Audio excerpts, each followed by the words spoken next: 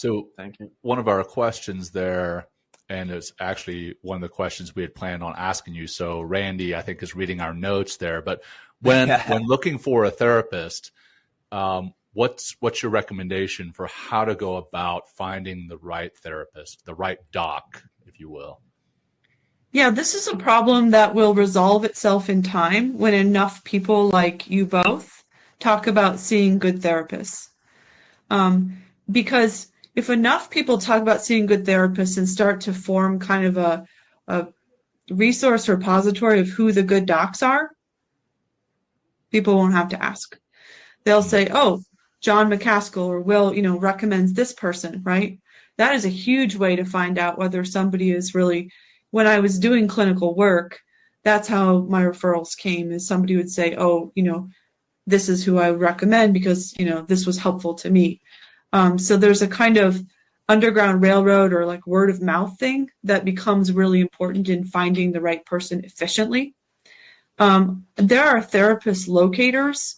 If you don't have a lead or you want to kind of start there, I know Psychology Today has one.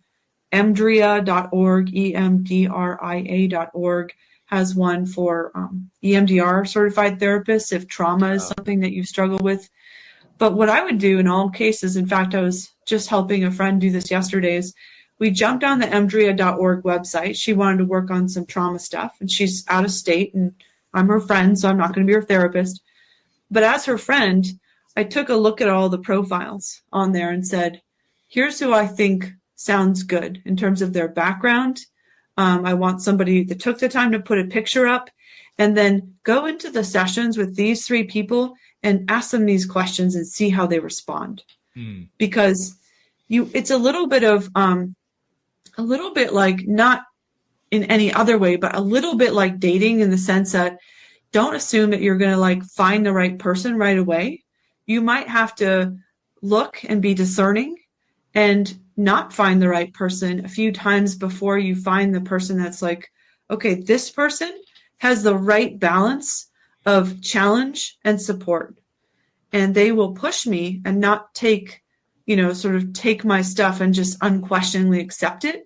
They will ask questions. They will push me in a way that feels like they're going to grow me and not just kind of reflect everything I say and, unconditionally support everything I say. I don't really do that kind of therapy.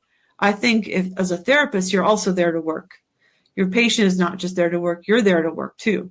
And so you better kind of be actively thinking and working to understand and help them see things differently and create new challenges that are unique to them and who they are. And that requires a lot of work on the therapist part. So you want to ask certain questions like, how would you address these problems? What approaches would you take?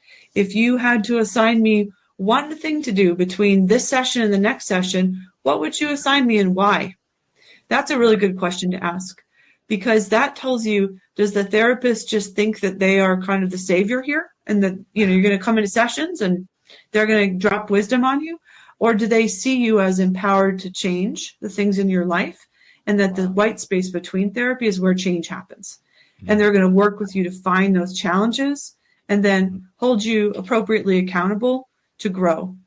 And so the type of challenge they would come up with, if they could think of something, is it based on you or is it based on some manual? Is it something that anybody could recommend? Here's a sheet of common thoughts or something. I want you to fill this out versus, well, I learned about you today that one thing you're really interested in is this issue or this problem. So between now and next week, I want you to go and find out more about those things and come back to me and report back on these things. What did you find out? Where did you take action?